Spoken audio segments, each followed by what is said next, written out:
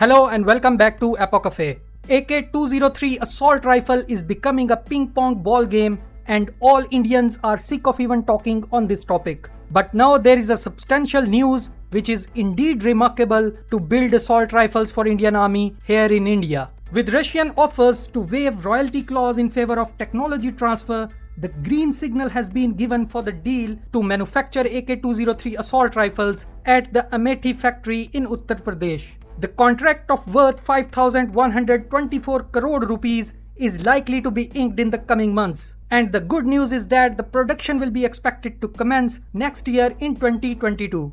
According to defense sources, all the issues related to cost and indigenization clause now have to be sorted out amicably, and a go-ahead has been given by the Minister of Defense Rajnath Singh while addressing to the Defense Acquisition Council. In earlier discussions, Russian counterpart has asked for a royalty on each assault rifle being produced in India, but now Russia is ready to waive that royalty. The contract initially can cost in millions to get transfer of technology from Russian manufacturer, but later on India is independent to produce as many units of assault rifles for Indian Army. As you all are aware that India and Russia recently signed a deal for the immediate off-the-shelf procurement of 70,000 latest AK-203 assault rifles for Indian Army. According to the contract terms, production of around 600,000 AK-203 rifles will begin in India as a joint venture between Ordnance Factory Board and Kalashnikov concerns. According to defense sources, the recent restructuring of the Ordnance Factory Board is not expected to have any impact on the joint venture of the production of AK-203 assault rifles, and a complete transfer of technology is expected to be achieved within 2.5 years of the contract.